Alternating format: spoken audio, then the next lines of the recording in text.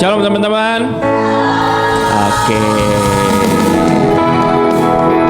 Gimana kabarnya seminggu ini? Gue gak mau jawaban klasik ya, luar biasa, baik. Gimana kabarnya seminggu ini? Apa yang dialami? Berat enggak? Capek enggak?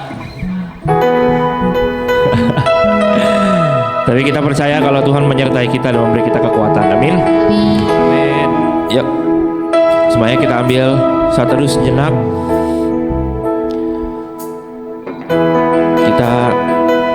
Saya thank you sama Tuhan buat berkat yang udah Dia kasih sama kita,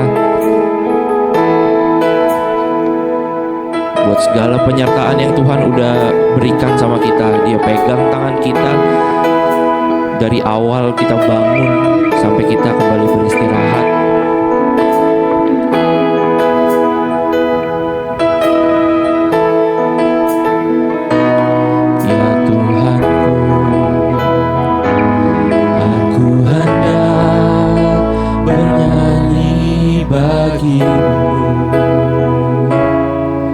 Selama ku hidup, ya Allahku,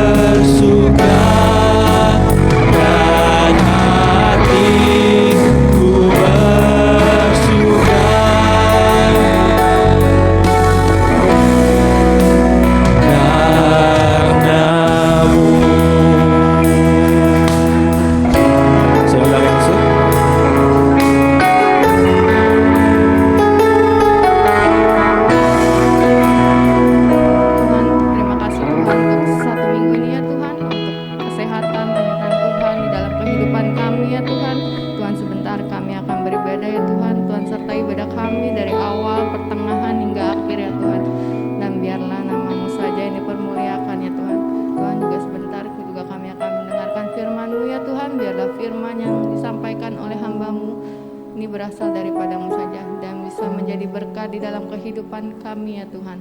Tuhan, kami buka ibadah ini di dalam nama Tuhan Yesus kami berdoa dan mengucap syukur. Haleluya. Amin. Amin.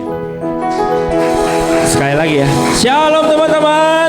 Shalom. Oke, gue undang semuanya untuk bangkit berdiri. Kita lakukan tradisi kita biasa, kita kasih tos kiri kanan. Kita bilang Tuhan Yesus luar biasa. Tuhan Yesus luar biasa. Oke, let's go.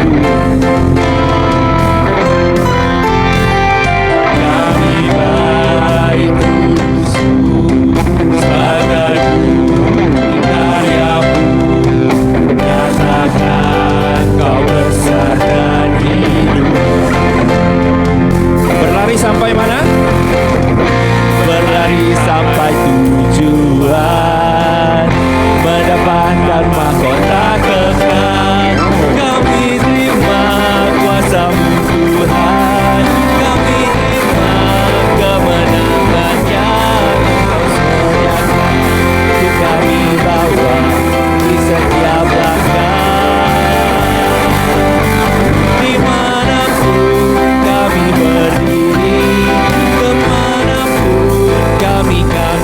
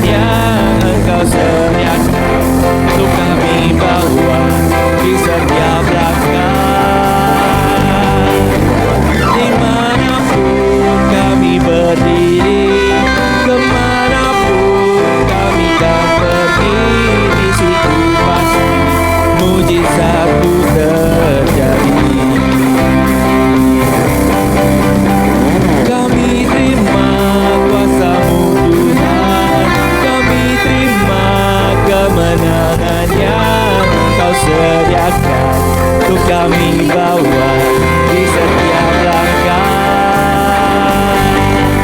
Dimanapun kami berdiri, kemanapun kami berada, di situ pasti mujizatmu terjadi. Di situ pasti mujizatmu terjadi. Di situ pasti mujizatmu terjadi.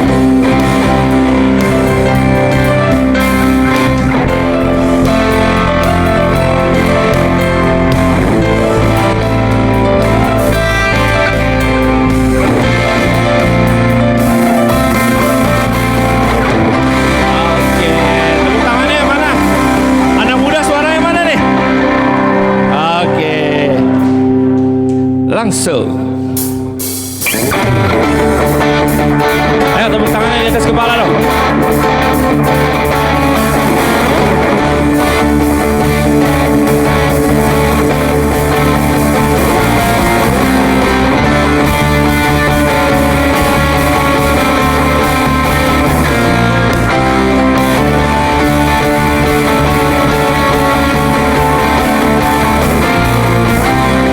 Mari kita semua umat pilihan Allah, dengarlah panggilannya untuk menggenapi firman-Nya.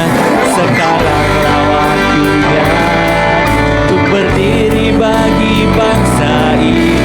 Mari maju umat pemenang. Mari kita semua umat pilihan Allah, dengarlah panggilannya untuk menggenapi firman-Nya. Sekaranglah waktunya untuk berdiri bagi bangsa ini. Mari maju umat pemenang. Bukan bangkit, nyatakan kemuliaan-Nya.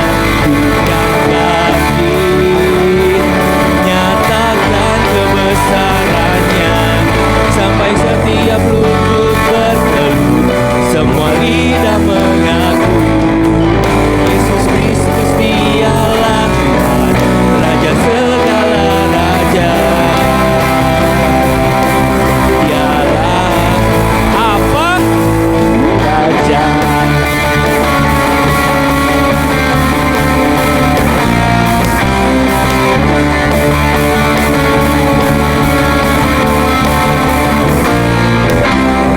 Mari kita semua umat pilihan Allah, dengarlah panggilannya untuk menggenapi firman-Nya.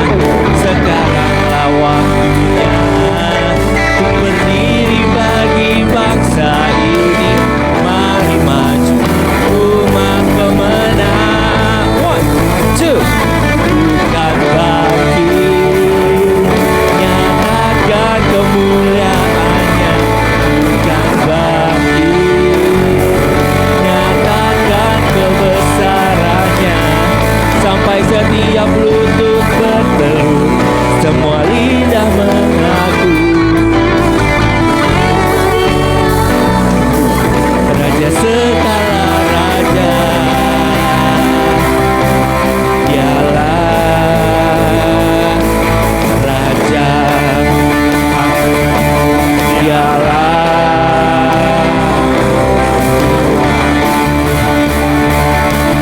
Dialah Raja.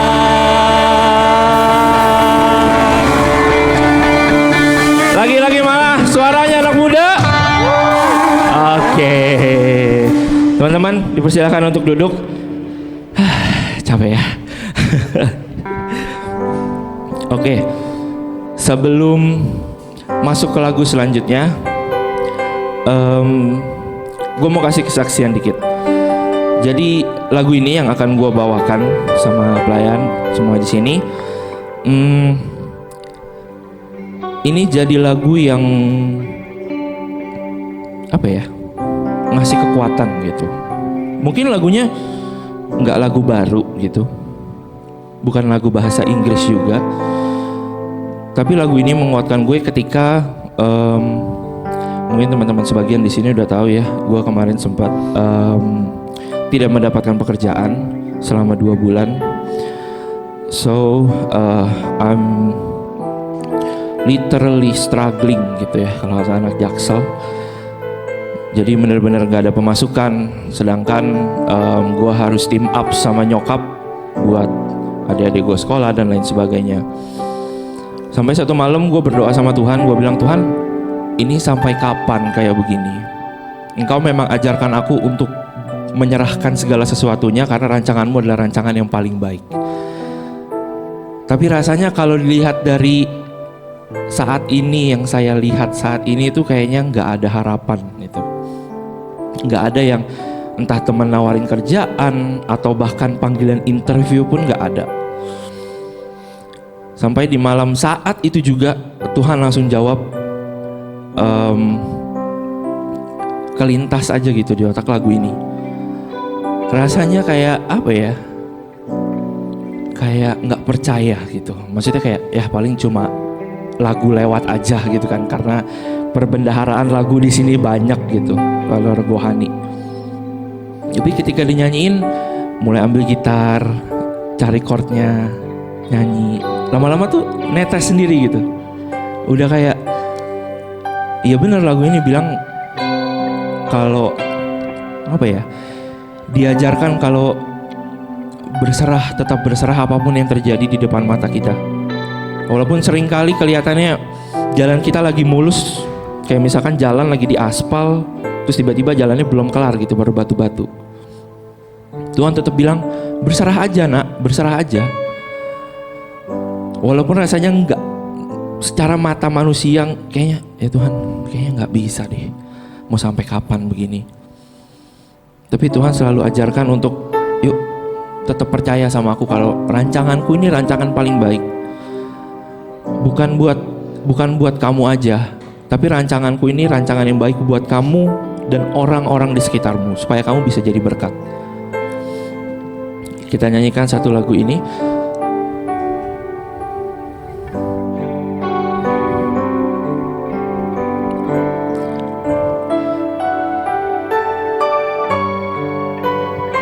Terima kasih Tuhan.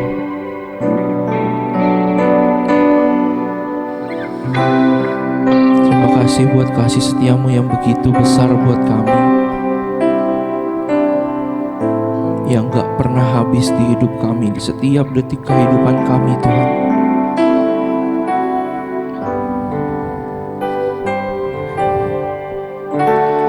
Bila Engkau tak besertaku,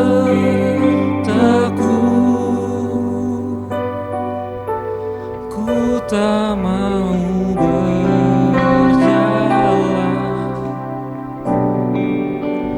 Ku perlu Tuhan, pimpin langkahku dengan kasih karunia-Mu. Pimpin langkahku setiap waktu, berjalan dalam Roh-Mu. Nyatakan Tuhan kemuliaan-Mu, dan berjalanlah denganku. Bila Engkau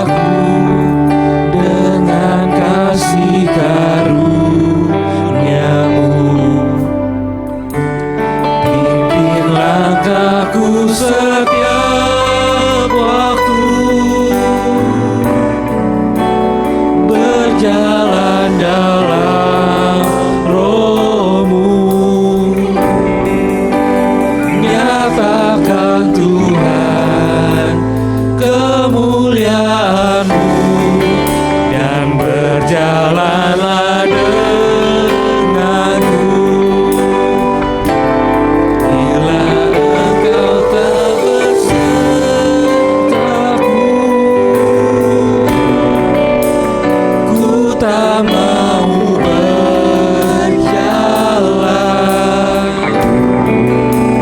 Ku perlu Tuhan, pimpin langkahku dengan kasih karunia-Mu. Pimpin langkahku setiap waktu, berjalan dalam Roh-Mu. Nyatakan Tuhan kemuliaan-Mu. Teman-teman saya undang untuk bangkit berdiri. Jalanlah denganku.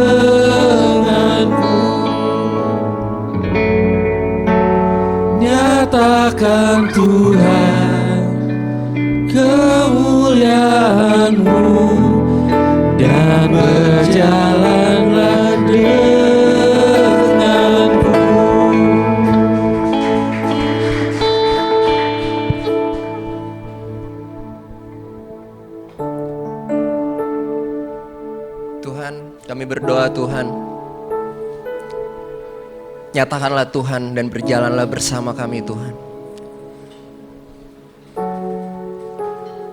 Tanpa Engkau kami gak bisa berjalan Tuhan. Dan kalaupun tanpa Engkau juga Tuhan, kami gak mau berjalan Tuhan. Kami bukan cuma gak bisa, tapi kami gak mau Tuhan jalan tanpa Tuhan. Kemana kami harus jalan Tuhan kalau gak ada Engkau beserta dengan kami. Biar kata-kata Musa itu boleh Tuhan merema di dalam hati kami Tuhan, sehingga kami terus diyakinkan dan diteguhkan di dalam Roh Kudus-Mu bahwa Engkau sudah ada di dalam kami. Kami hari ini datang di sini Tuhan sebagai umat pilihan Tuhan. Kami dipilih oleh Tuhan. Kami bersyukur Tuhan dengan waktu di siang hari ini Tuhan. Kami boleh ketemu di sini berkumpul menjadi satu tubuh Kristus. Itu semua karena Tuhan baik. Tuhan Yesus, kami mau dengarkan apa yang dunia gak bisa berikan pada kami, yaitu firman-Mu, firman kebenaran ini Tuhan. Segala sesuatu di dalam dunia ini akan berlalu, namun firman-Mu tidak akan berlalu Tuhan. Kami percaya Tuhan akan kuasa firman-Mu. Hamba-Mu berdoa Tuhan, biarlah setiap teman-teman kami semua yang di sini Tuhan diberikan tanah hati yang subur, sehingga firman yang ditaburkan tidak akan kembali sia-sia, melainkan ini boleh bertumbuh, berbuah dalam hidup kami. Dan kami yakin Tuhan, kami pasti diberkati, bukan karena kami sudah dengar firman, tapi karena kami sudah dengar dan melakukan apa yang kami dengar. Urapilah Tuhan hamba-Mu Tuhan, yang tidak bisa apa-apa dan tidak punya apa-apa Tuhan, tanpa Engkau.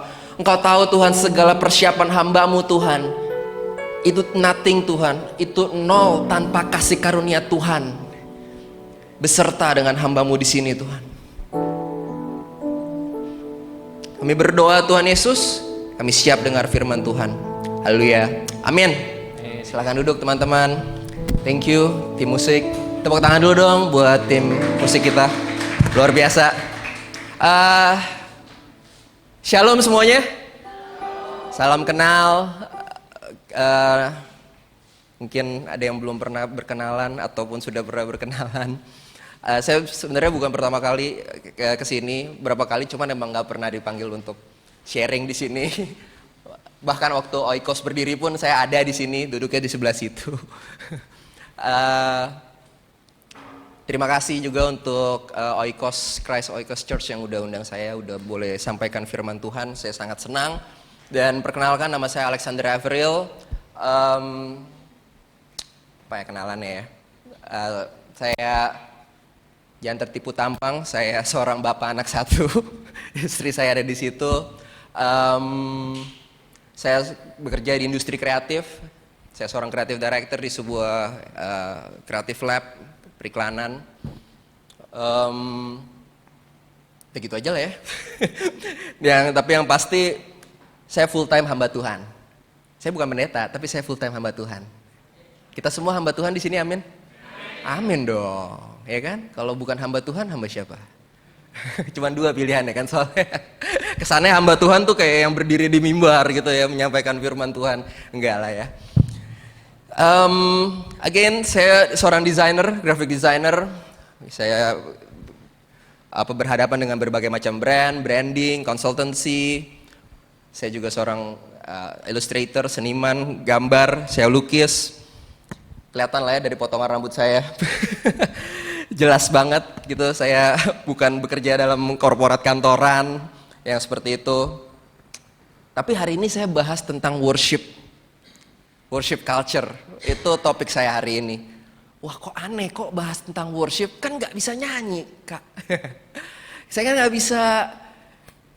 bisa main musik. Saya bisa main gitar kunci G aja. Itu pun juga harus ngelihat Google untuk mesbah keluarga aja. Tapi yang pasti ya saya orangnya visual banget lah. Saya nggak yang ke arah musik actually.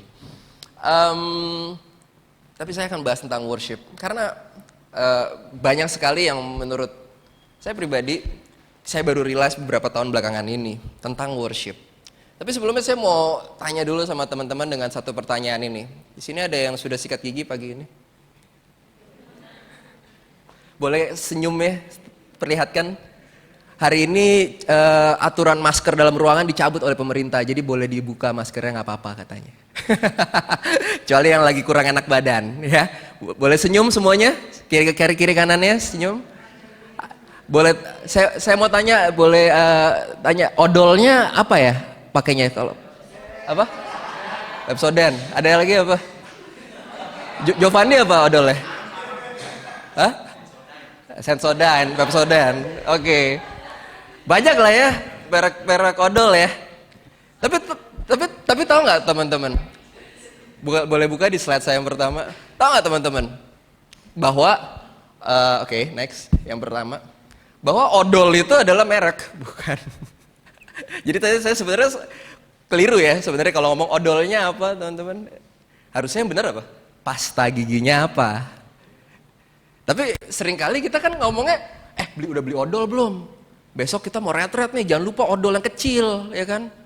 Kalau ntar pinjem, gitu. Tempat retret odolnya suka nggak jelas gitu kan biasanya gitu kan.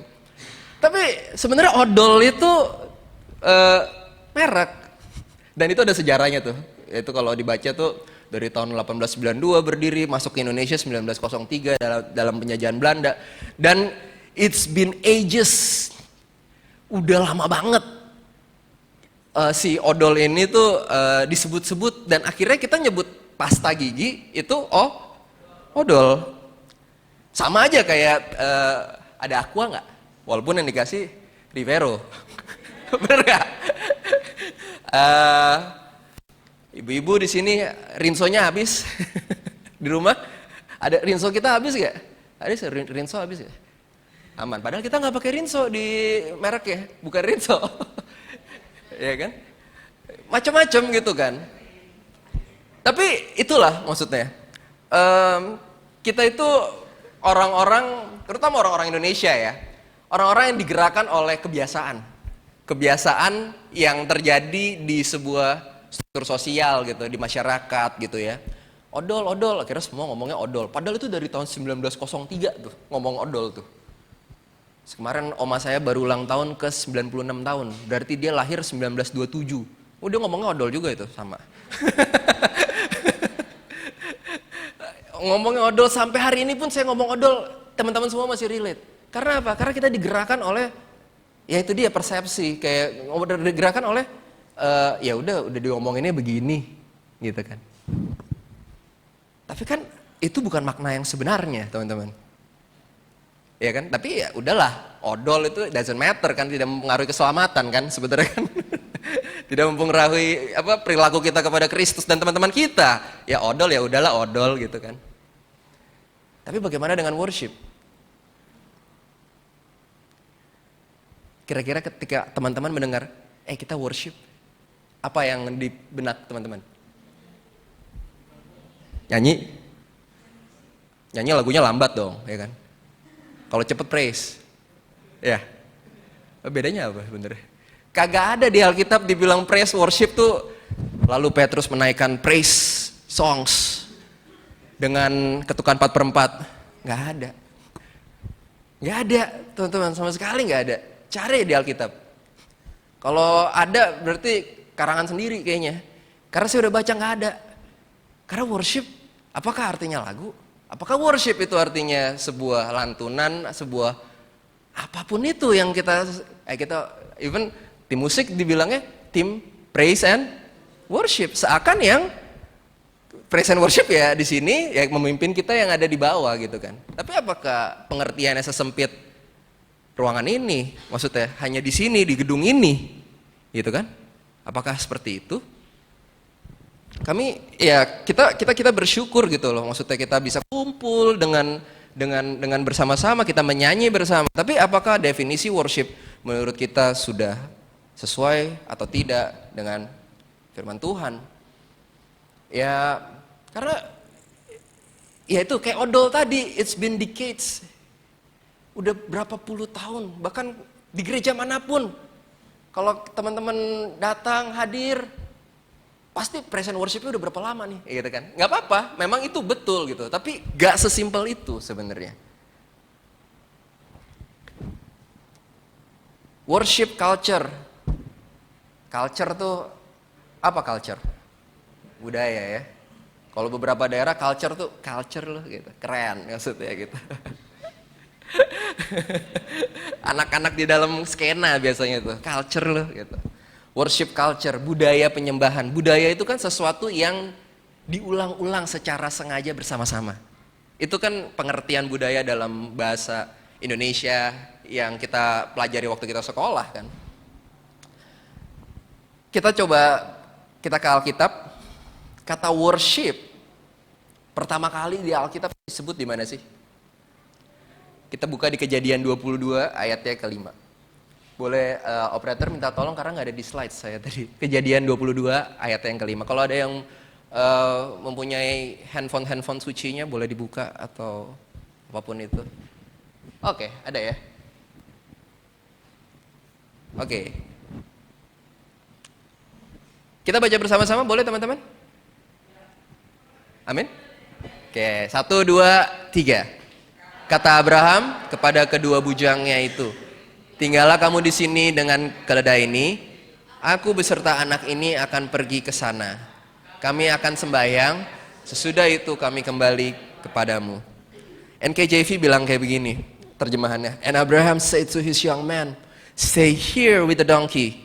The lad and I will go yonder and worship. Sembahyang tadi dibilang.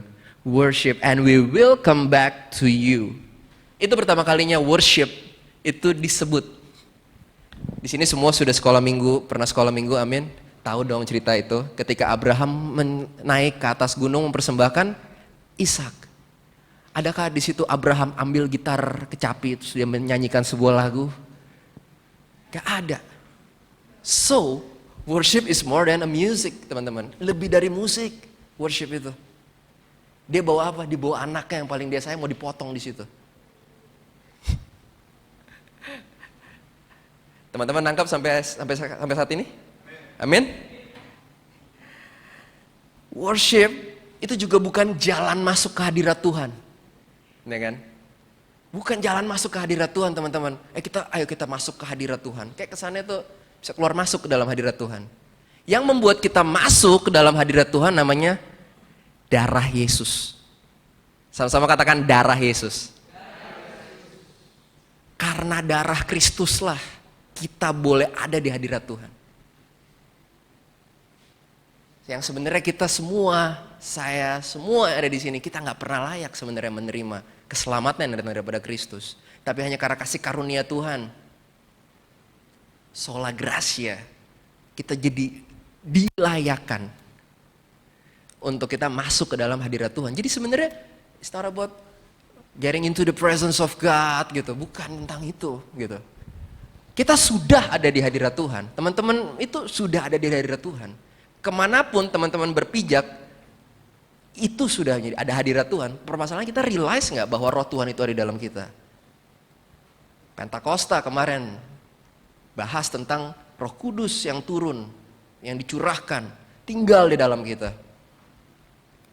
Kita sudah ada di dalam hadirat Tuhan. Karena kita ini orang-orang ditebus, kita orang menang. Kita nggak pernah mengejar surga, teman-teman. Surga sudah ada buat kita. Amin. Karena Yesus yang sudah bayar. Yang kita kejar apa? Keserupaan. Itu yang kita kejar. Nah, worship itu saya ingat satu hamba Tuhan, one of my favorite preachers kesukaan saya, namanya Francis Chan. Dia pendeta dari Amerika. Jadi dia dulu punya satu gereja besar sekali, mega church. Terus ditinggalkan. Singkat cerita, dia ditinggalkan karena dia merasa kata Francis Chan lebih disebut dibanding kata Roh Kudus. Dia lagi worship gitu, lagi menyanyi bersama, worship bersama gitu secara di gereja gitu ya. Setelah selesai ibadah, ada ibu-ibu nyamperin dia. Pak, saya nggak ngerasa apa-apa gitu worshipnya.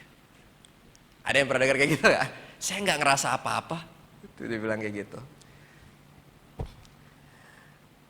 Dia jawabnya apa? Well, it's alright because it's not about you. Nggak apa-apa, karena bukan tentang ibu. Kan tentang Tuhan.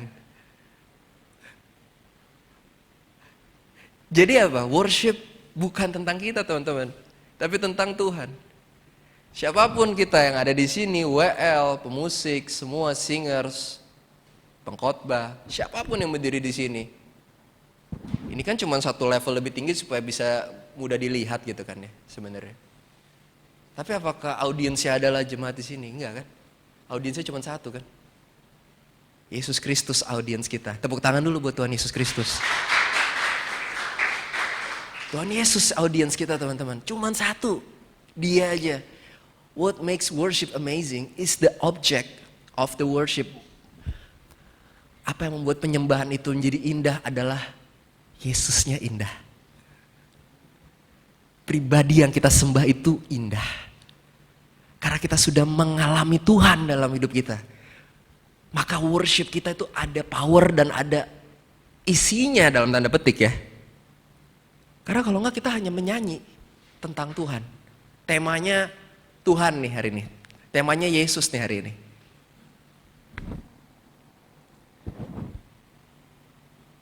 Worship tentang bukan apa yang kita terima, tapi apa yang kita berikan kepada Tuhan. Hal apa yang kira-kira paling berharga yang bisa kita berikan untuk Tuhan? Apakah itu uang kita? Apakah itu pelayanan kita? Apakah itu apapun? Apakah itu hal paling berharga yang bisa kita berikan kepada Tuhan adalah ucapan syukur. Amin. Ucapan syukur kita yang kita sudah rasakan ke atas kebaikan Tuhan, itulah yang kita berikan, ucapan syukur, teman-teman. Karena kata-kata di dalam musik tadi semua lagunya luar biasa semuanya. Tapi tanpa ucapan syukur, tanpa hati yang benar, postur hati yang benar, itu hanya menjadi sebuah kata-kata saja. Hanya jadi kayak karaoke, tau nggak? Ada liriknya, kita nyanyi bersama gitu. Iya kan? Karena kita tidak menyanyi dengan postur hati yang benar. So worship is very personal, teman-teman. It's very personal.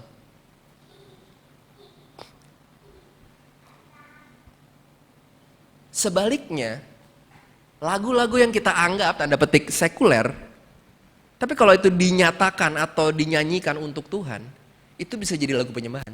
Contoh, kalian ada tahu? You are my everything. Tahu lagu itu? Gila, nggak mungkin dong nggak tahu dong ya. Lagu siapa itu? Glenn Fredly. Oke? Tapi tahu nggak teman-teman? Lagu itu sebenarnya diciptakan untuk siapa? Diciptakan untuk Tuhan. Kak, tahu dari mana kak? Percayalah, yang bikin lagu tetangga kita. Webster Manuhutu yang bikin, cari aja di Google, You Are My Everything, siapa yang tulis, namanya Webster Manuhutu, dia drum resen loko, itu tetangga kita di Cinere. Oke? Jadi dia cerita lagu itu sebenarnya untuk Tuhan. Tapi memang dipublish di luar, bukan di gereja. Dinyanyikan di luar, bukan di gereja. Saya nggak bilang di dunia ya, atau di sekuler ya, saya bilang di luar. Karena apa? Maknanya kita bisa sebenarnya menyembah dimanapun, teman-teman. Karena kata You Are My Everything itu kan cuma bisa satu orang. Either dia atau yang enggak sama sekali. You Are My Everything itu kan. Sebenarnya maknanya itu kan. So, ya kalau di sini ada yang mau nyanyi lagu, bikinlah lagu untuk Tuhan. Lagu cinta segala macam itu bisa kita persembahkan untuk Tuhan dengan postur hati yang benar, intention yang benar. Lebih dalam lagi, apa sih kata Yesus tentang worship? Kapan dan kepada siapa Yesus bicara tentang worship? Kita buka di Yohanes 4 ayat 22 sampai 24. Oke, yang ini nanti aja. Ini soalnya yang terjemahan FIYH. Saya akan bacakan Yohanes 4 ayat 22 sampai 24. Kamu menyembah apa yang tidak kamu kenal, kami menyembah apa yang kami kenal. Sebab keselamatan datang dari bangsa Yahudi. Tetapi saatnya akan datang dan sudah tiba sekarang bahwa penyembah-penyembah benar akan menyembah Bapa dalam roh dan kebenaran. Sebab Bapa menghendaki penyembah-penyembah demikian. Allah itu roh dan barang siapa menyembah dia harus menyembahnya dalam roh dan kebenaran. Boleh dibuka yang tadi? Mari kita baca ya. Nih, saya akan bacakan, mungkin teman-teman bisa sama-sama lihat juga ke screen. Ini terjemahan FIYH Firman Allah yang hidup. Ini terjemahannya menurut saya menarik sekali. Kita baca bareng-bareng ya. 1, 2, 3. Yesus menjawab, akan tiba waktunya kita tidak peduli lagi apakah kita berbakti kepada Bapa di sini atau di Yerusalem.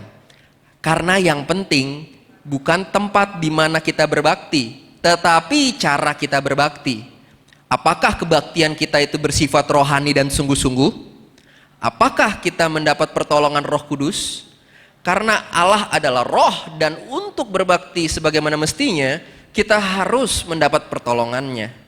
Kebaktian semacam inilah yang dikehendaki Allah Bapa dari kita. Akan tetapi, kalian orang Samaria sedikit sekali mengetahui tentang, masih ada kan ya? Tentang dia. Sehingga kalian menyembah dengan membabi buta. sedangkan kami orang Yahudi mengetahui segala sesuatu tentang dia. Sebab keselamatan itu datang ke dunia ini melalui orang Yahudi. Amin buat firman Tuhan. Luar biasa. Tadi ini kisah tentang Yesus yang menghampiri seorang perempuan di Samaria. Perempuan ini menimba sumur siang-siang, gak lazim. Kenapa dia siang-siang? Karena dia menghindari diomongin orang. Karena dia tahu kisah hidupnya itu tidak baik.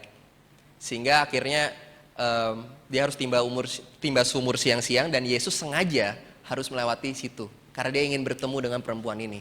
Perempuan ini sudah kawin beberapa kali, dan yang terakhir yang saat ini dia bersama itu tuh bukan suaminya. Dia bisa dibilang kalau bahasa zaman dulu tuh kumpul kebonya. Kalau bahasa sekarang FWB-an ya. Beda-beda, sama aja sebenarnya. tinggal bareng juga, ya kan? FWB-an nih. Jadi nggak ada status, kita tinggal bareng. Nah itu. Dan Yesus bicara worship pertama kali kepada perempuan ini. Bukan kepada imam-imam, bukan kepada murid-muridnya, kepada perempuan ini. Why? Karena perempuan ini paling ngerti soal keintiman. Paling ngerti dia soal relationships. Tentang coba segala macam. Tentang keintiman dia ngerti banget, teman-teman. Dibilang kamu menyembah yang gak kamu kenal. Dia orang Samaria, orang yang berbeda dari orang Yahudi. Dia menyembah apa yang tidak dikenal. Dibilang di FYH, kamu menyembah dengan membabi buta. Itu terminologinya luar biasa banget. Kamu menyembah dengan babi buta, artinya apa? Wah, yang penting begitu deh. Yang penting kita sorakan, sorakan, yeay. Tapi doesn't mean anything gitu. Kamu menyembah dengan babi buta. Tapi tahu gak teman-teman? Segala sesuatu yang kita lakukan dalam worship, dalam penyembahan kita harusnya didasari oleh hubungan. Sama-sama katakan hubungan. Relationships, intimacy. Teman-teman.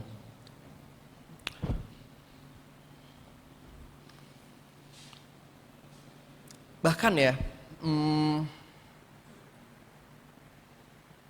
saya ada satu cerita lah ya. Ada suami dan istri, dia menikah. Suaminya kasar sekali sama istrinya. Suaminya kasar sekali, dia ngomongnya kasar, pukul, wah segala macam lah. Dan suaminya tuh bikin rules gitu ya. Kamu setiap jam 7 harus ada kopi di depan meja makan, harus ada. Gini. Wah, kalau nggak ada, istrinya lengah sedikit, wah dipukul segala macam. Wah, dia babak belur. Akhirnya dia lakukan lah gitu ya, karena dia istrinya gitu. Tiba-tiba dia suaminya meninggal. Lalu si istri berapa tahun kemudian dia menikah lagi dengan seseorang pria yang sangat mencintai dia. Tapi karena dia terbiasa pada suaminya yang dulu, almarhum suaminya yang dulu, jadi dia bikinin kopi setiap jam 7 pagi untuk suaminya yang sekarang. Tapi dasarnya bukan karena paksaan, dasarnya karena cinta. Jadi apa dasar kita melakukan apa yang kita lakukan hari ini di sini, teman-teman? Worship, salah satu kata yang dipakai di Alkitab itu namanya proskuneo. Proskuneo itu artinya mencium, to kiss. Proskuneo itu artinya mencium, teman-teman. Ada gitu kita di sini mencium yang nggak kita kenal? Nggak ada. Kita turun lihat sapam kita cium gitu, nggak mungkin, ya kan? Kita cium seseorang karena kita kenal. Sebelum saya naik ke sini tadi saya cium anak saya karena itu anak saya. Gitu. Saya cium anak saya, gitu. Kalau saya cium anak orang jadi masalah. Saya nggak kenal soalnya, ya kan? Ya kan? Nah, untuk kita mencium itu kita nggak bisa dari jauh, nggak bisa tuh cium tuh pakai video call, nggak bisa, bener nggak? Kagak bisa, beneran. Kemarin yang pandemi semuanya ada kita cium orang pakai video call, nggak mungkin bisa, gitu kan? Bye, gitu paling gitu doang kan? Tapi untuk kita benar-benar mencium, itu kita harus mendekat teman-teman. Amin. Jadi kita harus mendekat kepada Tuhan. Kita harus lekat dengan Tuhan. Itulah makna dari penyembahan teman-teman. Dan saya yakin teman-teman bahwa penyembahan yang benar adalah penyembahan dasari oleh hubungan yang benar teman-teman. Dan Bapak kita di sorga, kita nggak cari pengkhotbah, nggak cari penyanyi, nggak cari worship leader, usher, ataupun pemberi persembahan terbesar di gereja. Nggak. Bapak kita di sorga dibilang apa? Saya cari penyembah. Saya cari penyembah. Teman-teman. Dan yang menyembah di dalam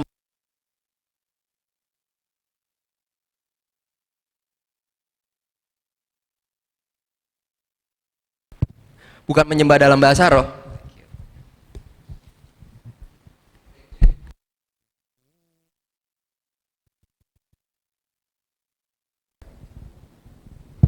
Oke.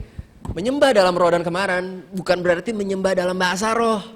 Menyembah dalam roh dan kebenaran, kita sudah tahu bahwa ketika peristiwa Pentakosta, Roh Kudus dicurahkan dan dia tinggal, pribadi itu tinggal di dalam kita. Kita memiliki roh Allah teman-teman. Dan ketika kita memiliki roh Allah, kemanapun kita pergi, itu ada Tuhan dalam kita.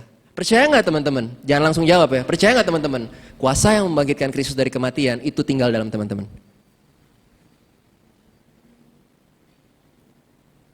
It's hard to believe, but it is.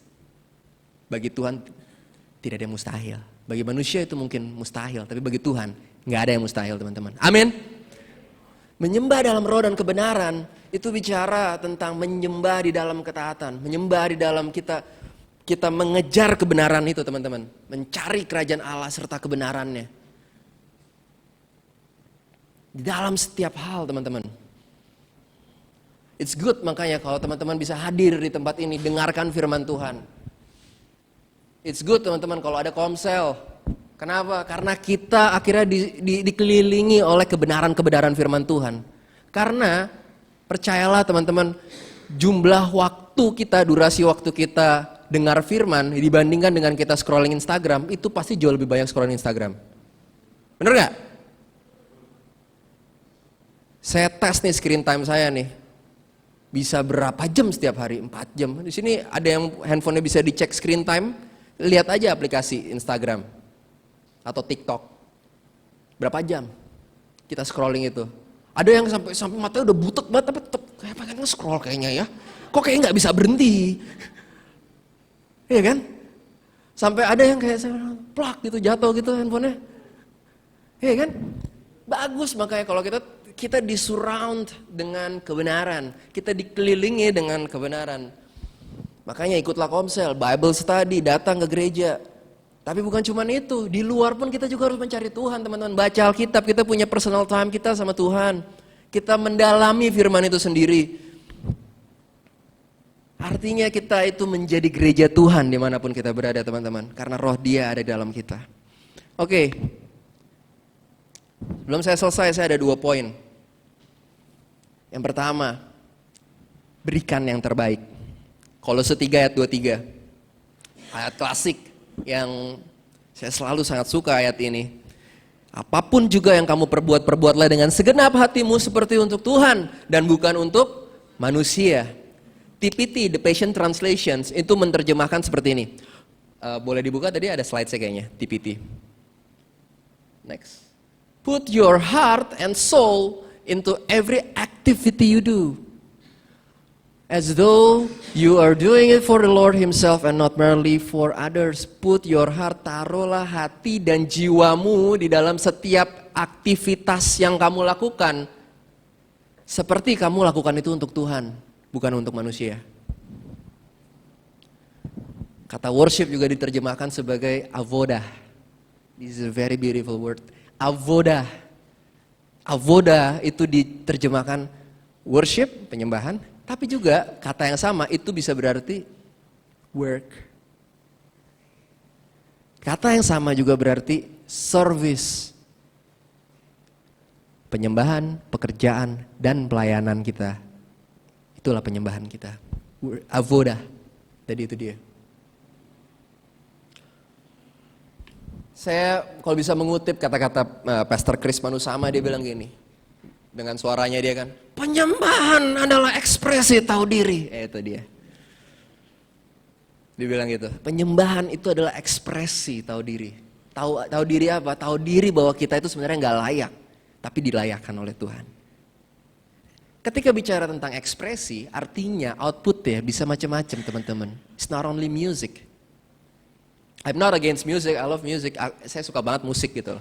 Teman-teman saya musisi banyak juga gitu.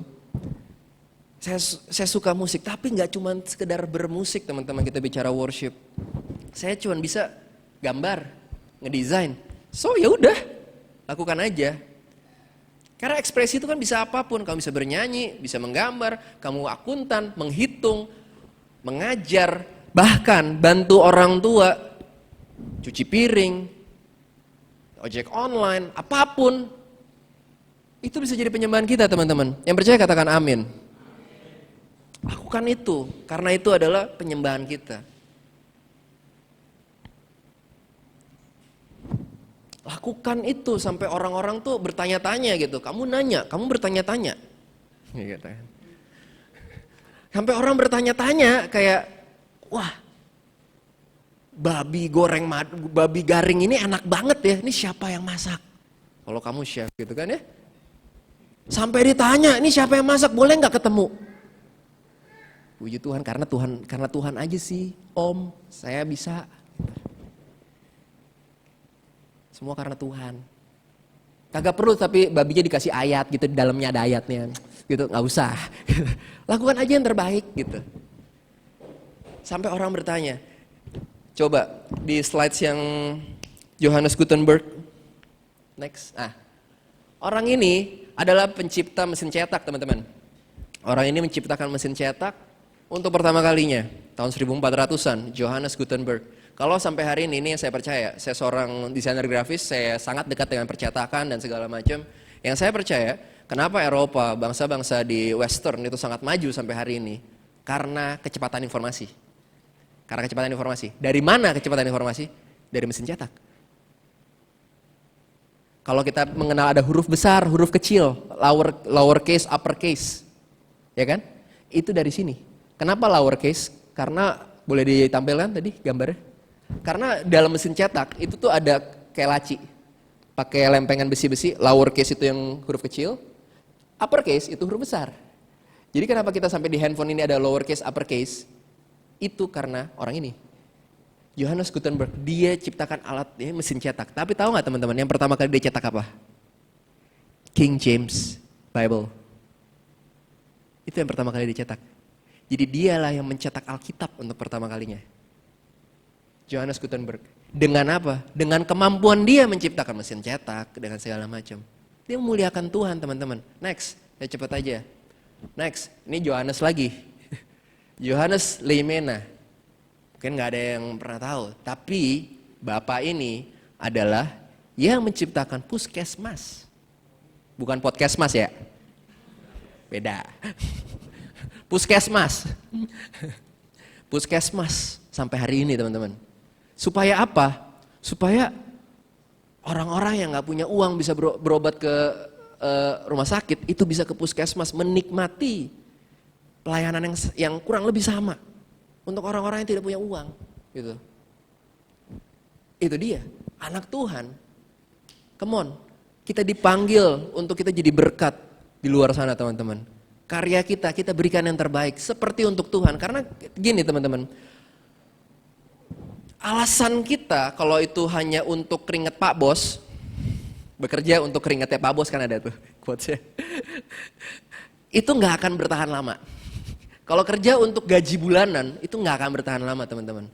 Kalau gaji yang nggak cukup, kita akan mudah bersungut-sungut, kita akan mudah tidak bersyukur segala macam. Tapi kalau alasan kita ini lakukan untuk Tuhan, saya setiap hari, dan ini harus ditekankan teman-teman, setiap hari bangun tidur, Tuhan, saya sudah diberkati, terima kasih buat semuanya. Hari ini aku melayani Tuhan, aku mau menyembah Tuhan.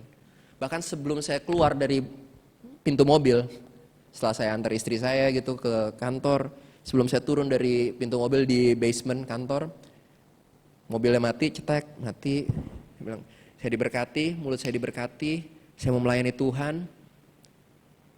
Saya mau memberkati orang, biarlah setiap perkataan ini tidak merendahkan orang segala macam. Bercandaan saya itu gak merendahkan orang. Saya mau melayani Tuhan. Tapi kalau dasarnya itu pelayanan teman-teman, itu akan berbeda. Gitu. Jadi alasan kita apa nih? Alasan kita apa sih? What's your why? Karena what's your why yang lemah itu akan menentukan kinerja kita juga jadi males-malesan. Ya demi bulanan lah, demi bayar cicilan, motor, yang penting ada, ya enggak? Beda banget sama orang yang kerjanya memang ini untuk Tuhan nih. Tadinya kayak aduh mesti revisi lagi dikit banget, tapi karena ini untuk Tuhan saya lakukan.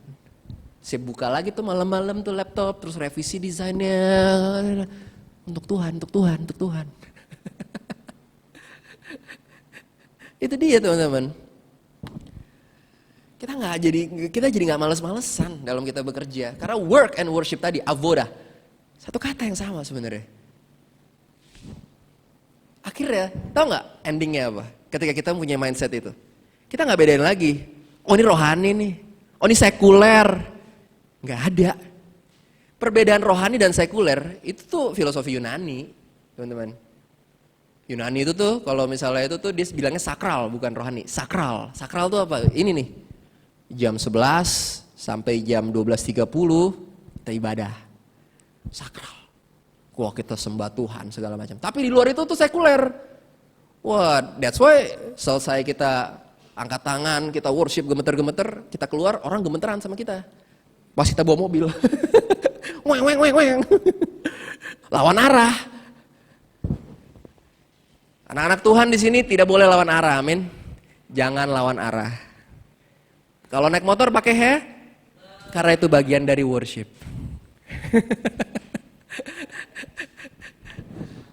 Sehingga akhirnya semua yang kita lakukan hari ini teman-teman, itu rohani, nggak ada lagi. Oh, ini sekuler, ini rohani, ini sekuler, ini rohani. Kita percaya nggak sih roh itu ada di dalam kita? Amin. Kalau roh itu dalam kita, segala sesuatu yang kita lakukan rohani, udah pasti. Karena ada Roh Kudus. Pasti rohani teman-teman. Oke, poin saya yang terakhir. Roma 12 ayat 1, boleh ditampilkan di yang ayat terjemahan baru aja dulu.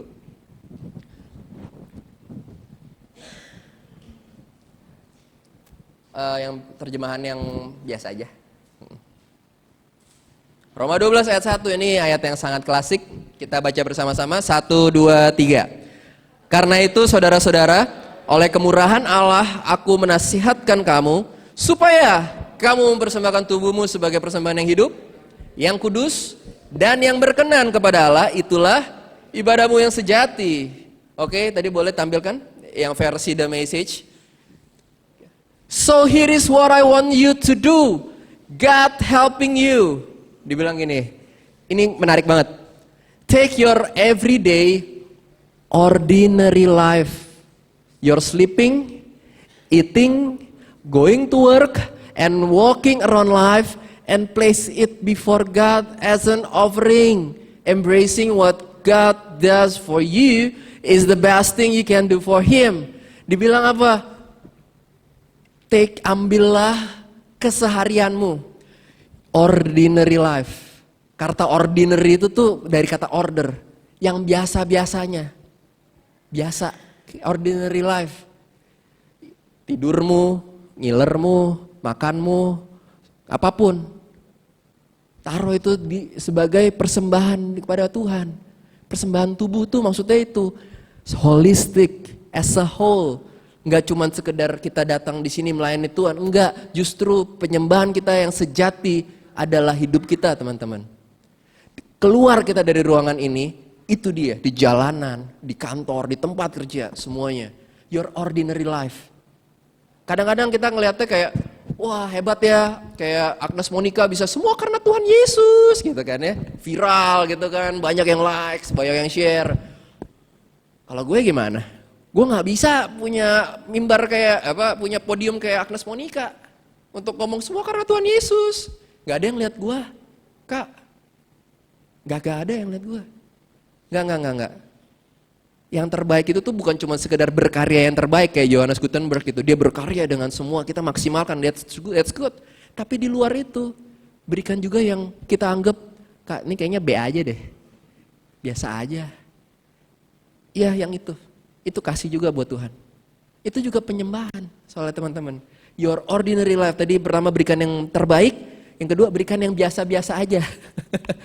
Maksudnya apa sih, kok jadinya gimana nih maksudnya Kak? Maksudnya apa? Teman-teman, kita itu persembahan tubuh itu persembahan seluruhnya. Gak cuman sebagian. Kalau kita bilang, yang ini Kak yang terbaik, yang ini biasa aja. Enggak, semua. Yang terbaik, semua, itu semuanya. Itu buat Tuhan. Makanya kalau bilang, perpuluhan 10%. 90%-nya punya siapa? Punya gue. Apa punya Tuhan? Sebenarnya kan punya Tuhan sebenarnya kan. Sebenarnya kan punya Tuhan semuanya kan. Kita kan semua berhutang 100% hidup kita dari Tuhan kan. Karena dia sudah lakukan semuanya bagi kita, teman-teman. So, dibilang worship is all about intimacy, worship is all about relationships. Tapi tahu nggak teman-teman, kalau Tuhan juga punya love language. Cie. Love language-nya apa nih? Word of affirmations. Work of service. Apalagi love language-nya? Physical touch, ya kan? Tapi tahu nggak love language-nya Tuhan apa? Ada di Yohanes 14 ayat 15, boleh dibuka? Yohanes 14 ayat 15, kita baca bareng-bareng ya. Saya ajak terus baca bareng-bareng karena saya tahu ini jam yang ngantuk. Kopi kedua nih harusnya. Ada? Oke, kita baca bersama-sama. Siap? Amin. Oke, 1, 2, 3. Jikalau kamu mengasihi aku, kamu akan menuruti segala perintahku. Itu love language Tuhan, teman-teman. Ketaatan kepada perintah Tuhan. Kalau kamu sayang sama aku, gitu, kan gitu. Kamu buatin aku ini dong. Ya itu love language-nya di situ kan. Jikalau kamu mengasihi aku, kamu akan menuruti segala perintahku. Teman-teman, akhirnya kita tahu bahwa ketaatan itu love language-nya Tuhan. Persembahkan tubuhmu, itu artinya apa? Seluruh aspek tubuh ini haruslah diperhatikan. Apakah ketika kita lagi scrolling kira-kira ada gambar ini bisa memicu nafsu saya nih? Itu harus dilewatin, diblok kalau perlu. Ada amin? Kalau misalnya kira-kira kita bisa tulis bondnya 500.000 padahal aslinya cuma 200.000, tapi kalau di-reimburse masuk ke dalam rekening kita, itu beneran nggak kelihatan, nggak ada yang tahu. Cuman kamu dan Tuhan yang tahu. Apakah yang itu juga penyembahan kita? Yes, yang itu juga penyembahan kita. Karena apa? Kalau kita tahu dasarnya hubungan, worship itu adalah hubungan, love language-nya Tuhan itu adalah ketaatan. Kita akan taat dimanapun kita berada, sekalipun gak ada yang lihat. Karena kita mencintai Tuhan. Berikan tepuk tangan buat Tuhan Yesus Kristus.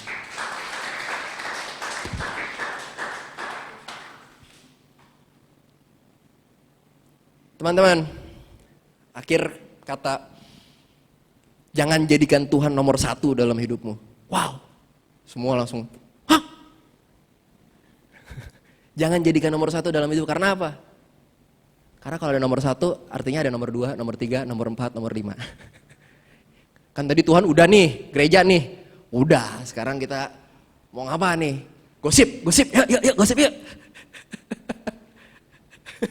Kan Tuhan udah tadi, pertama loh, pagi-pagi datang ke gereja, nomor 1 loh. Jangan jadikan Tuhan nomor 1 dalam hidupmu. Karena apa? Jadikanlah dia segalanya dalam hidupmu. Roma 11 ayat 36 mengatakan, sebab segala sesuatu adalah dari Dia dan oleh Dia dan kepada Dia. Bagi Dialah kemuliaan sampai selama-lamanya. Boleh tim musik kita akhiri. Teman-teman, akhirnya worship culture, budaya penyembah, itu bukan bicara tentang musik, tapi membicarakan tentang keseluruhan hidup kita, teman-teman. Marilah kita sembah Tuhan dengan memberikan yang terbaik, memberikan yang biasa-biasa aja, yang mungkin gak kita anggap itu kayaknya, aduh Tuhan, masa yang ini sih Tuhan, kondisiku yang seperti ini Tuhan. Berikan itu juga buat Tuhan. Tuhan tuh ada dalam work in progress kita, teman-teman. Dia ada di backstage kita. Gak usah seakan, tunggu ya Tuhan, aku lakukan dengan cara aku dulu, nanti aku kasih buat kamu. Enggak, dari dia, oleh dia, pakai cara Tuhan. Baru bisa untuk dia, teman-teman. Makna dari budaya seorang penyembah adalah kita persembahkan seluruh hidup kita, teman-teman. Kadang kita mikir, kita menyembah itu tuh menyanyikan sebuah lagu ya teman-teman. Boleh slide saya yang paling terakhir. Penyembahan bukanlah tentang lagu yang merdu, tetapi kesadaran penuh bahwa seluruh hidup ini harus menjadi lagu yang merdu di hadapan Tuhan, dalam ketaatan dan keserupaan setiap harinya.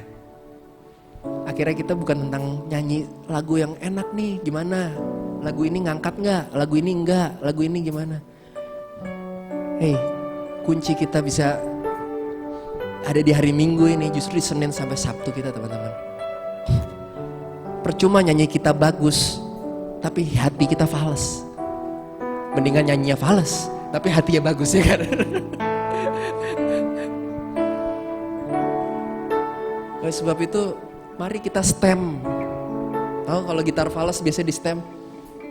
Itu harus di-tune in terus ke arahnya Tuhan. Kejar keserupaan. Kejar keserupaan. Udah pastilah surga itu udah pasti jadi bagian kita karena Yesus sudah bayar. Kejar keserupaan. Ketika kita taat itu kita artinya mencintai Tuhan, teman-teman. Akhirnya makna ketaatan bukan supaya masuk surga, tapi karena cinta akan Tuhan. Itulah penyembahan kita.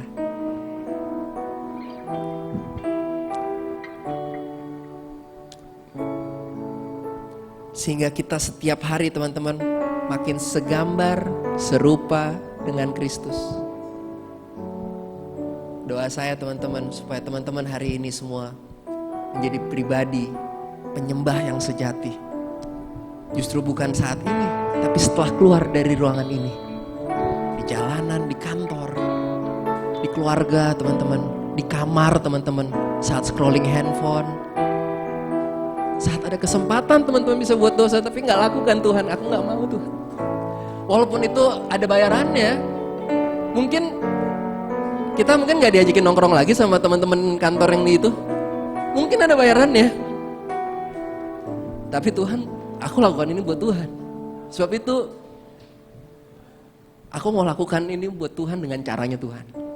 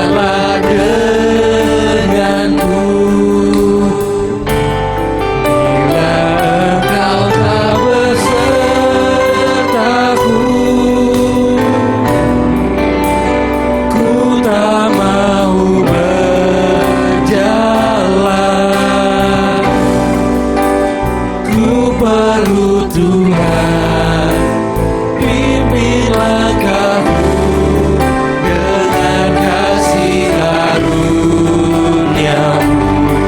Perhatikan kata-kata lagu ini teman-teman. Langkahku setia, Nyatakan ini dengan cinta kepada Tuhan.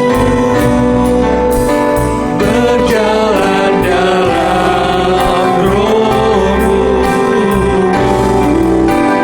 Nyatakan Tuhan kemuliaan-Mu dan berjalanlah denganku.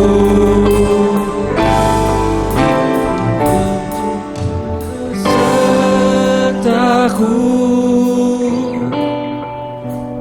ku tak mau berjalan, ku perlu Tuhan, pimpin langkahku dengan kasih karunia-Mu.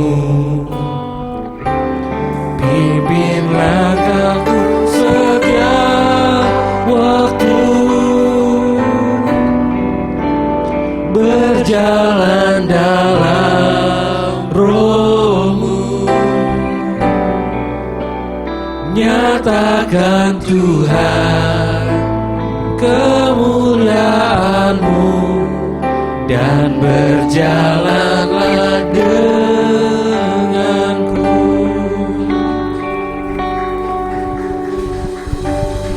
Tuhan Yesus, hamba berdoa Tuhan, firman Tuhan sudah diberitakan. Berdoa Tuhan, biarlah setiap firman yang sudah ditabur Tuhan tidak akan pernah kemana-mana Tuhan, tapi itu akan terus bertumbuh, berbuah dalam hidup setiap kami yang ada di sini. Kami berdoa Tuhan Yesus, biarlah di dalam kami memaknai budaya seorang penyembah, yaitu keseluruhan hidup kami yang ada di sini Tuhan, itu menjadi persembahan yang harum, yang berkenan kepada Tuhan. Tuhan, kadang kami bingung, kadang kami jatuh, tapi kami tahu bahwa kasih karunia Tuhan lebih besar daripada rasa kami bersalah akan dosa kami. Kami percaya Tuhan bahwa kasih karunia Tuhan itulah yang menyatakan bahwa kami layak di hadapan Tuhan. Oleh sebab itu Tuhan, biarlah Tuhan Roh Kudus ajar kami dengan lemah lembut, ajar kami Tuhan dengan baik, untuk kami memperhatikan setiap hidup kami, untuk menjadi persembahan yang harum di hadapan Tuhan, dengan ketaatan kami, ketaatan kami, ketaatan kami, sehingga kami makin serupa segambar dengan Kristus. Hamba-Mu selesai berbicara, Roh Kudus yang akan terus memfollow up setiap message hari ini. Di dalam nama Tuhan Yesus Kristus, sama-sama yang percaya berkata amin. Tuhan Yesus memberkati. Shalom. Oke, tes. Oke. Teman-teman, siapa yang merasa diberkati, angkat tangannya. Amin. Thank you. Oh, buat firman-Nya. Oke, sebelum kita memberikan persembahan, mari kita bersatu di dalam doa. Tuhan Yesus yang baik, terima kasih buat kesempatan hari ini kami boleh mendengarkan sedikit dari firman-Mu yang disampaikan oleh hamba-Mu. Kiranya Kau berkati pekerjaannya, usahanya, keluarganya ya Tuhan. Dimanapun mereka ditempatkan, itu boleh jadi berkat dan juga boleh jadi terang-Mu ya Tuhan. Terima kasih. Sekarang kami ingin memberikan persembahan kami. Kiranya Kau berkati setiap persembahan yang akan kami berikan, dan semuanya itu hanya untuk kemuliaan nama-Mu dan bukti rasa syukur kami. Hanya di dalam nama-Mu kami sudah berdoa dan mengucap syukur. Haleluya, amin. Oke teman-teman, yang ingin memberikan persembahan bisa langsung ke depan. Terima kasih.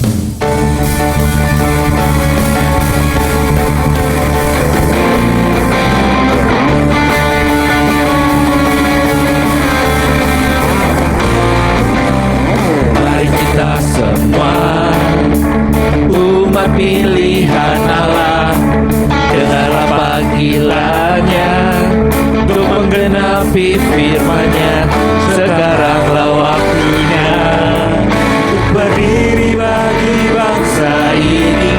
Mari maju.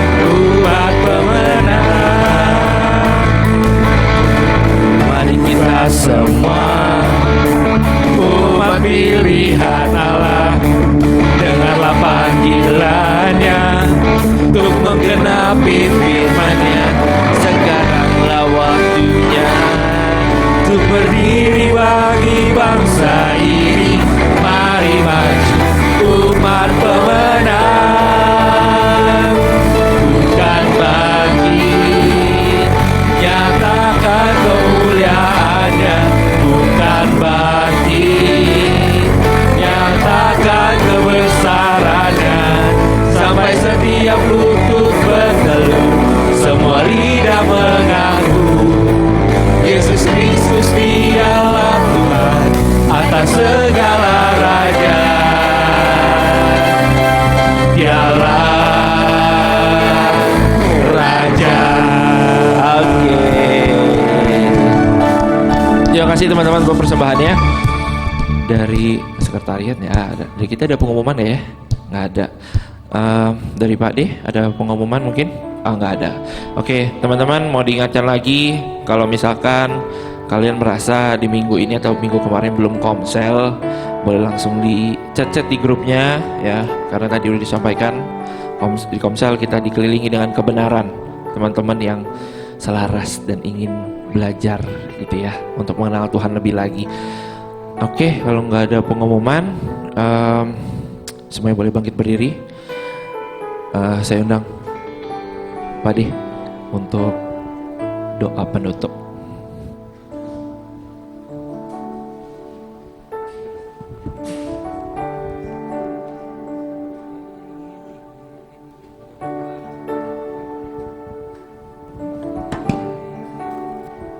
Kita berdoa.